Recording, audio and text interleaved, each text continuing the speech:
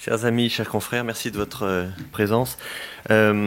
L'évolution du conflit fémoro-acétabulaire vers la coxarthrose est un sujet qui est commun dans notre pratique clinique de chirurgien hyper spécialisé dans la hanche.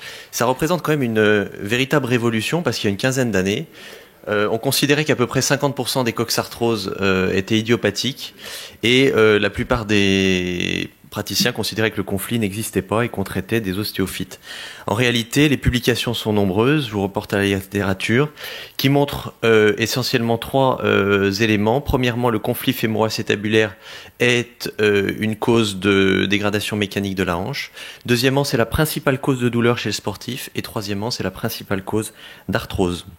Alors bien sûr, on sait bien diagnostiquer des lésions du labrum grâce à nos radiologues qui nous font des belles imageries, que ce soit à l'IRM, à l'arthro-IRM, sur des arthroscanners, et bien sûr avec des imageries et des reconstructions 2D, 3D, qui permettent de bien localiser ces lésions qui sont souvent antéro-supérieures. Et pour autant, une lésion du labrum va pouvoir être traitée avec un excellent pronostic et une guérison complète, ou bien être le début d'une évolution vers la coxarthrose. Qu'est-ce qui explique tout ça? C'est principalement l'association d'une malformation et du sport, qui a été décrit comme le conflit fémoro-acétabulaire par Ganz, et qui conduit à cette lésion du labrum.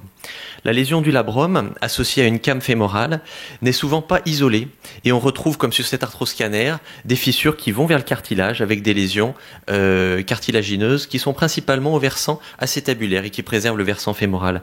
Au bout de quelques années, si la pratique du sport est poursuivie et si aucun traitement n'est réalisé, vous aurez l'évolution d'une came primitive native, sans ostéophyte, vers une arthrose ostéophytique avec un pincement et tous les signes de la dégradation mécanique.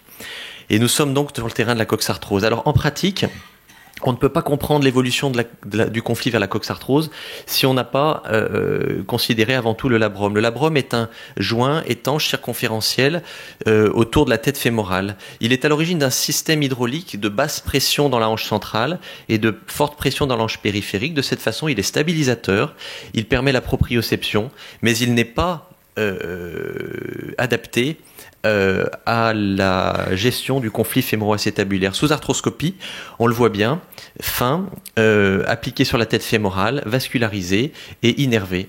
Une douleur de hanche doit faire avant tout penser à une douleur de labrum. Alors dans la came fémorale, qu'est-ce qui se passe? À gauche un arthroscanner, à droite un mouvement de came fémorale, et le labrum est repoussé vers l'extérieur et le cartilage est écrasé vers l'intérieur avec un écrasement du film de lubrification.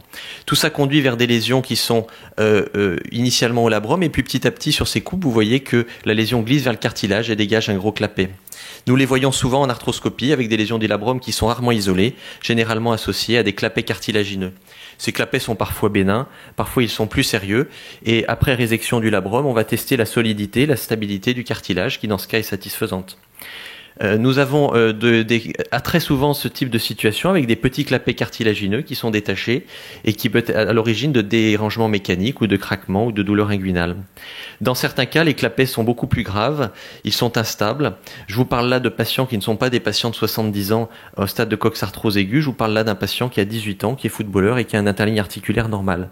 Les questions que nous nous posons en pratique clinique, c'est faut-il réséquer, comme sur la diapositive de l'image de gauche, ces clapets instables, dégénératifs, très avancés, ou faut-il les conserver, comme à droite, sur ce clapet stable, de bonne épaisseur, chez une sportive très haut niveau olympique. Il y a dans des cas des chondropathies grade 4 que nous traitons par microfracture pour avoir une repousse fibreuse. Il ne faut pas oublier le traitement de la cause, qui est l'essentiel du traitement arthroscopique et de la prévention de la coxarthrose chez ces patients.